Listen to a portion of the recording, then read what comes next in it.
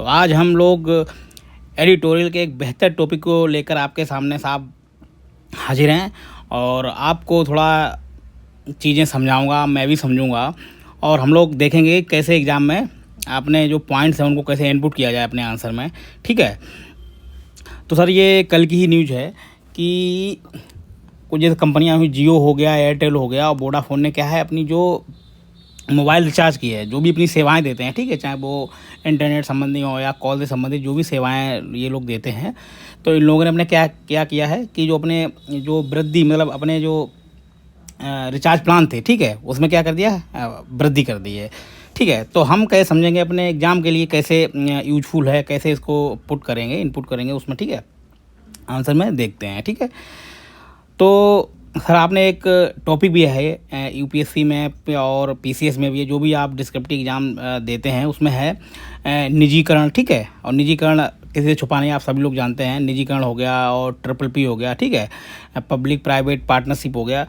तो ये सर मुद्दा हम लोग उसी में जोड़ेंगे कि कैसे जो ट्रिपल पी है वो कैसे यूजफुल है और क्या क्या उसमें समस्याएं होती हैं। ठीक है, ये लोग हम थोड़ी इस पर बात करेंगे। चलो सर देखते हैं। तो जब भी हम ट्रिपल पी का मॉडल लिखते हैं, आप सार्वजनिक निजी भागीदारी या फिर निजीकरण, ठीक है, तो निजीकरण के क्या फ़ायदे होते हैं, क्या नुकसान होते हैं, इस पर हम लोग आज चर्चा करने जा रहे हैं। ठीक है, तो सर न्यूज़ है कि दूरसंचार कंपनियों ने जियो और जो भी भारतीय एयरटेल हैं, वोडाफोन है, ठीक है, इन लोगों ने क्या किया है अपने लगभग सभी प्लानों में वृद्धि कर दी है। ठीक है, जो पहले पता लगा 839 था 84 दिन का, वो हो गया 900, ठीक है, 79 क्या हो गया। और इन मतलब हम लोगों को ये याद नहीं करना है कि ये डाटा कितने का है, क्या, ये कुछ नहीं, हम खाली ये देखें कि कैसे चीज़ें हम लोगों को ड्राइव करनी है, कैसे फ़ायदा है क्या नहीं है। तो सर आपको ये पता होना चाहिए कि भारत की जो अर्थव्यवस्था है वो कैसी है, मिश्रित है। ठीक है, मिश्रित का मतलब होता है साहब जिसमें सिर्फ सरकारी काम ना करे, जो निजी प्लेयर्स हैं, कहने का मतलब है कि सरकार के साथ हम तुम भी के अगर चाहें तो उसमें अर्थव्यवस्था में भागीदारी बढ़ाएं, ठीक है, और वस्तुओं और सेवाओं का उत्पादन करें, क्योंकि हमारे देश की जनसंख्या बहुत अधिक है साहब। ठीक है, लगभग अभी हालिया आंकड़े देखें तो लगभग 100, आपको मालूम होगा लगभग कितने 100 जनता है जो हमारी 140 करोड़ हो चुकी है। ठीक है, 140 करोड़ जनता हो चुकी है और सरकार के पास इतने साधन नहीं होते हैं कि वो सभी को रोज़गार उपलब्ध करा पाए। ठीक है, सभी के लिए सेवाएं दे सके, मतलब बढ़िया तरीके से, क्योंकि आप सरकार के पास भी साधन साहब लिमिटेड हैं, क्योंकि आपको मालूम होगा कि सरकार के पास अपना कोई खुद का रुपया नहीं होता है। वो रुपया कहाँ से आता है, जो भी पैसा जो धन होता है वो कहाँ से आता है, वो जनता से ही आता है। जनता का मतलब है कि हम तुम्हें ही कहीं न कहीं से सरकार हमसे लेती है, वो किसी ना किसी रूप में, जैसे जीएसटी हो गया, ठीक है, हम लोग वस्तुएं सेवाएं लेते हैं तो सरकार जीएसटी के रूप में हम लोगों से पैसा लेती है। ठीक है, मतलब सभी लोगों से जो भी नॉर्मल हैं, खाते पीते हैं हम लोग, सेवाएँ भी कुछ ना कुछ लेते हैं। जैसे आप जैसे प्लान लेते हैं तो इसमें भी साहब जीएसटी जुड़ा होता है। ठीक है, तो वो रुपया कहाँ जाता है, सरकार के पास जाता है। और क्या नाम, इनकम टैक्स वगैरह लेते हैं, कॉर्पोरेट टैक्स लेती है सरकार, कि जैसे कोई किसी की आय बढ़ रही है, ठीक है, तो उस पर सरकार टैक्स लेती है, उसको बोलते हैं प्रोग्रेसिव टैक्स। ठीक है, तो साहब पहले तो आपको ये लिखना है, जो भी क्या नाम, जब कभी भी आपको क्वेश्चन मिल जाए ट्रिपल ई का, कि वर्तमान समय में ट्रिपल पी की क्यों ज़रूरत है या निजीकरण की क्यों ज़रूरत है। देखिए, आप ऐसे पॉइंट लिखिए कि साहब सरकार के पास इतना धन नहीं है कि वो सभी सेवाएं और वस्तुएं आम जन तक पहुंचा सके। ठीक है, ना ही सरकार के पास इतना साधन है कि वो सभी की देख रेख कर सके। ठीक है, जैसे आप ले लीजिए हॉस्पिटल हो गया और जो भी यातायात सुविधाएँ होती हैं, ठीक है, जैसे आप अभी भी देखेंगे, जैसे बड़े बड़े शहरों में तो व्यवस्था है, जैसे रेलवे जुड़ी हुई है और सरकारी ट्रांसपोर्ट भी है, लेकिन जो दूर दराज के क्षेत्र, ऐसे कई क्षेत्र अभी भी हैं जहां सरकार की पहुंच नहीं है। कहने के लिए हम लोग कह देते हैं, लेकिन अभी काफ़ी ऐसे क्षेत्र हैं जहां सरकार की पहुंच नहीं है, चाहे वो पहाड़ी एरिया हो गया, ठीक है, या फिर दूर दराज के जंगली इलाके हो गए। वहाँ पर क्या है, जो स्थानीय जो यातायात के जो निजी प्लेयर्स होते हैं, खिलाड़ी होते हैं, वही वहाँ पर सुविधाएँ उपलब्ध कराते हैं। ठीक है, तो इसलिए ज़रूरत है साहब। और किस लिए ज़रूरत है, क्योंकि आपने देखा हो कि नौकरशाही, ठीक है, सरकारी जो भी आपने अक्सर हम सुनते रहते हैं, जो सार्वजनिक उपक्रम होते हैं, जो भी कंपनियां और जो भी सेवाएं देती हैं, वो कहीं ना कहीं तो नहीं सरकारी ढर्रे पे चलती रहती हैं। लेट लतीफ़ी हो गया, सबकी बात नहीं कर रहे हैं, लेकिन ऐसा अमूमन होता है। ठीक है, भ्रष्टाचार भी होता है। तो सरकार जब दोनों लोग, मतलब जब निजी प्लेयर्स और क्या नाम और सरकार मिलकर कोई काम करते हैं तो उसको बेहतर काम कर सकते हैं, ठीक है। जैसे हो गया हाईवेज़ हम लोग बनाते हैं, तो उसमें क्या है कि सरकार कई मॉडल आती है, बू हो गया, बुल्ट ऑन, ठीक है, ऑपरेट एंड बनाने के बाद सरकार को हस्तांतरण कर देना, और सरकार खुद बनाती है और निजी कंपनियों को दे देती है कि आप उस पर टोल वगैरह लीजिए, ठीक है। तो ये बहुत ज़रूरी है कि निजी प्लेयर्स का होना बहुत ज़रूरी है, ठीक है। और हमारा जो संविधान है वो भी कहता है, हमारी जो संवैधानिक जो प्रस्तावना वो क्या कहती है, हमारी व्यवस्था कहती है समाजवादी है। समाजवादी का सर मतलब होता है वो जो मिश्रित और समाजवादी का लगभग सेम टाइप का कॉन्सेप्ट है कि जहाँ सिर्फ क्या नाम सरकार ना काम करे, समाज के जो वर्ग हैं उनके पास भी संसाधन हों और वो भी सेवाएं उपलब्ध कराएं, ठीक है। तो ये भी हमारा एक संवैधानिक व्यवस्था को प्राप्त करने के लिए ये व्यवस्था है। अब सर आगे देखते हैं कि और हमें क्यों ज़रूरत है ट्रिपल या निजीकरण की, कि बेहतर ऑपरेटिंग के लिए, ठीक है। मतलब नए नए नवाचार, जैसे सरकार मतलब देखिए नौकरशाही क्या एक सर क्या नाम सीमा होती है, ठीक है। नौकरशाही की क्या एक हद होती है कि कहाँ तक ज्ञान करें, और नौकरशाही आपने देखा होगा हमेशा पुराने ढर्रे पे जहाँ चलना पसंद करती है, परिवर्तन कम चाहती है, ठीक है। तो जब आपस में कई लोग मिलकर काम करते हैं तो काम बेहतर होता है, नया नया नवाचार आता है, ठीक है। और जो भी प्लांट मशीनरी होता है वो भी जो क्या नाम प्राइवेट प्लेयर्स होते हैं वो सरकार को उपलब्ध कराते हैं, ठीक है। और नए नए जो भी विचार होते हैं, आइडियाज़ होते हैं, सरकार के पास जाते हैं तो मिलके काम बढ़िया हो जाता है, ठीक है। तो आप ये कुछ लिख दीजिए कि क्या क्या प्लस पॉइंट हैं, और आपके दिमाग में जो भी हो, मतलब एक नहीं बहुत सारे पॉइंट्स होते हैं, जो तो हमने आपको समझाने के लिए बता दिया। आप काफ़ी पॉइंट इसमें लिखते हैं, इसमें कोई दो राय नहीं है, ठीक है। अब साहब मुद्दा ये है कि जो ये रेट बढ़े हैं इसके नुकसान क्या हैं, ठीक है। देखिए रेट बढ़ना कोई बुरी बात नहीं है, क्योंकि महंगाई के साथ रेट बढ़ना बहुत ही नॉर्मल बात है। आपको मालूम होना चाहिए कि महंगाई का मतलब होता है कि देश हमारा प्रगति कर रहा है, ठीक है। जब भी महंगाई का देखिए महंगाई में सब बुरी नहीं होती, महंगाई एक अगर निश्चित सीमा में रहे तो इसका मतलब है देश की जो आर्थिक व्यवस्था है वो ग्रो कर रही है, ठीक है। और महंगाई अगर बहुत ज़्यादा है तो वो ही नकारात्मक हो जाती है। तो अगर महंगाई के साथ दरें बढ़ रही हैं तो कोई दिक्कत नहीं है। अब साहब जो दरें बढ़ी हैं, जियो, एयरटेल, वोडाफोन जिसने भी ये बढ़ाई हैं तो उसके सर नुकसान क्या है, चलिए देखते हैं साहब। पहली बात तो है कि देखो जो प्राइवेट प्लेयर्स क्या करता है, ये इशूज़ हैं, आप इशू में लिखेंगे क्या क्या नैतिक मुद्दे हैं, क्या क्या इशूज़ हैं, इस क्वेश्चन में आता भी है कि कैसे लिखेंगे, ठीक है। तो सर इसमें क्या होता है कि एकाधिकार संबंधी चुनौतियाँ, आप ये पॉइंट डाल सकते हैं। एकाधिकार का मतलब यह है, आपने देखा कि वर्तमान में जो भी कंपनियां हैं बड़ी बड़ी, पहले तो वो क्या करती हैं कि इतना, जैसे आप जियो का ही ले लिए, शुरुआत में जियो इतना फ्री था कि लोगों को पहले तो आदत डलती है, ठीक है। आपको मालूम पहले एक नहीं ड्रग्स तरह हैबिट होती है, हैबिट डालते हैं, जब उसमें आदत पड़ जाती है फिर क्या करते हैं, ये देखिए ये बाज़ार के सबसे बड़े पैतरे हैं, आप ये समझिए। आपने आसपास ही आप जीवन में ये बहुत चीज़ें महसूस होंगी, जैसे कई कंपनियां हैं जो शुरुआत में एकदम निरे बहुत सारे आपको ऑफर देंगे, पता लगे 100 रुपये पे 10 रुपये कैशबैक, क्या दुनियादारी चलती रहती है, ठीक है। फिर वो कहते हैं जब उनके ग्राहक बढ़ जाते हैं फिर वो कहते हैं धीरे धीरे से सेवाएं और जो वस्तुएं उनका मूल्य बढ़ाती हैं और आपको पता भी नहीं चलता, ठीक है। तो एक अधिकार संबंधी चुनौतियाँ, इससे क्या हुआ सर, देखिए ई कॉमर्स जो कंपनियां हैं सर उन्होंने क्या किया है, जो बाजारी व्यवस्था है, जो रिटेल छोटे मोटे दुकानदार थे उनकी रोज़गार और आजीविका पे साहब बहुत बड़ा संकट उत्पन्न कर दिया होगा। आपने देखा होगा कि हम सब आजकल किससे प्रेफर करते हैं, ऑनलाइन करते हैं, क्योंकि वो छूट भी देती हैं। और इससे क्या होता है धीरे धीरे वो एकाधिकार जमा, जब उनका एकाधिकार का मतलब होता है मतलब एकल विक्रेता, ठीक है।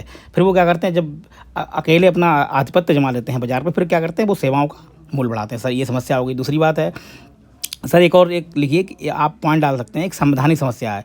क्योंकि देखिए हमारा देश कैसा है, कल्याणकारी राज्य है, ठीक है। कल्याणकारी राज्य का मतलब होता है सिर्फ धन कमाना ही नहीं, बल्कि जो जनमानस है उसके स्तर को मतलब किसी भी तरीके से ऐसी परिस्थितियाँ उत्पन्न करो ताकि वो अपना विकास कर सकें और उनका कल्याण कर सकें, ठीक है।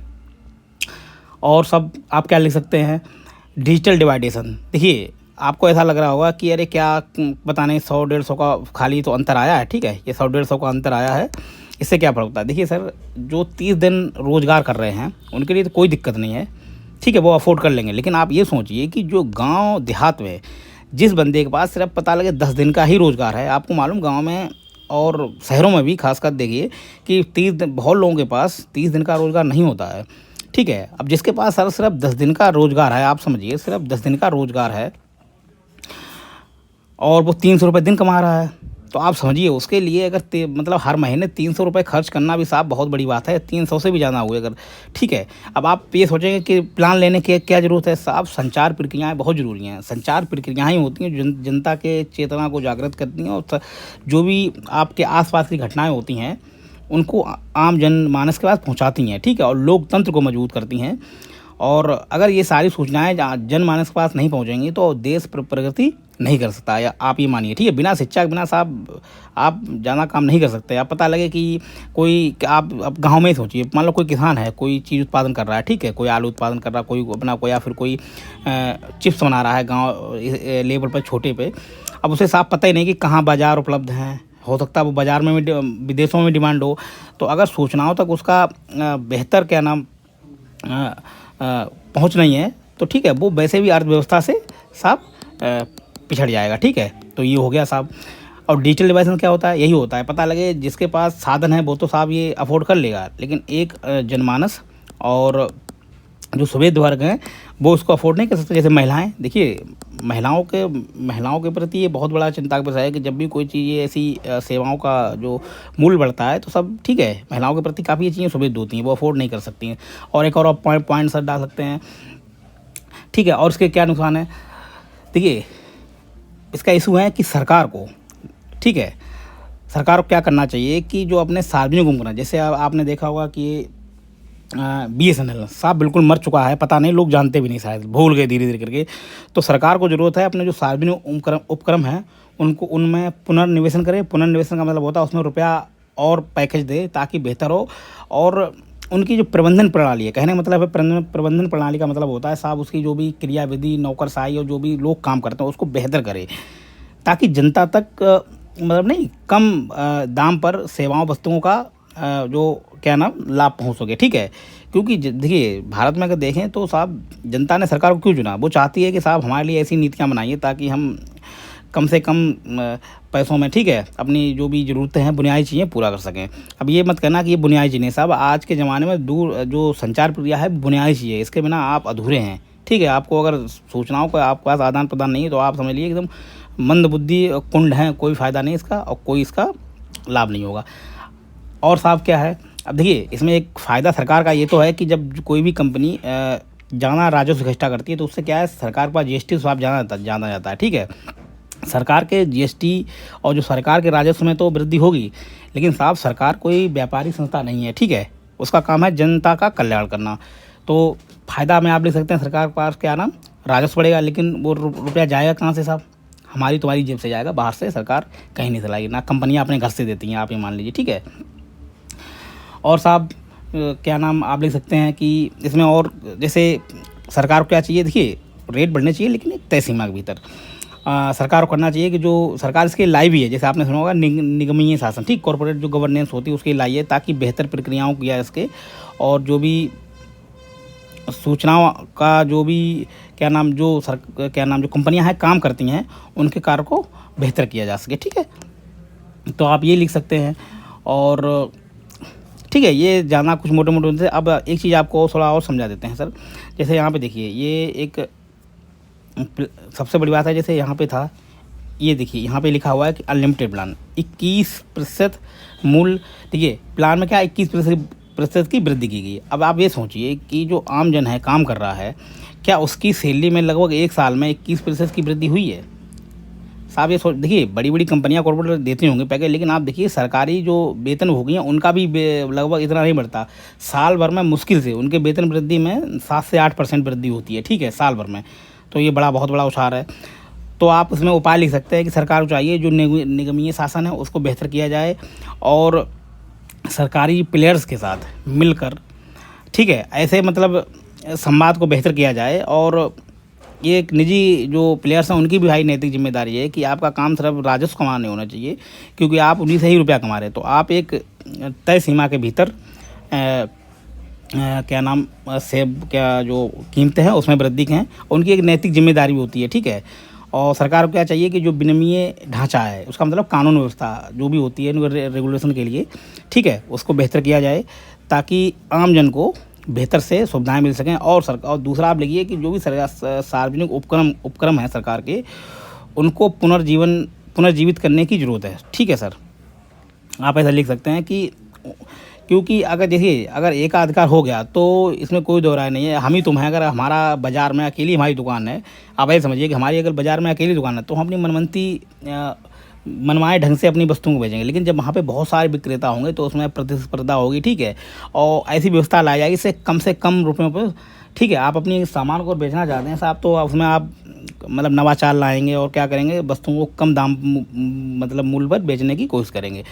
तो ज़रूरत है कि साहब आप लिखिए कि प्रतिस्पर्धा की ज़रूरत है और जो भी सार्वजनिक उपक्रम है उसमें विविधीकरण लाया जाए। अब जैसे बीएसएनएल है और ठीक है, लगभग अगर देखा जाए मोटे तौर पे तो सरकार को क्या है और उपक्रम क्या नाम स्थापित करने की ज़रूरत है, ठीक है, ताकि जब बहुत सारे लोग होंगे प्लेयर्स एक ही क्षेत्र में तो काम बेहतर होगा। जैसे आप देखिए आप सबसे अच्छा उदाहरण आपको अगर हम दे पाएँ तो आप ई रिक्शा देखिए सर, ई रिक्शा की भरमार है। जब भी आप कहीं ट्रैवल करने जाएँ तो वहाँ ई रिक्शा आपको लगता है एक नहीं है, कम से कम 150 मिल जाते हैं। तो उसमें क्या करते हैं साहब, वो कहते हैं अरे साहब हम आपको 10 रुपये में ले चलेंगे, ठीक है, आपको हम 20 रुपये में, आपको 5 रुपये में, आपको 50 रुपये, इस टाइप से कहते हैं।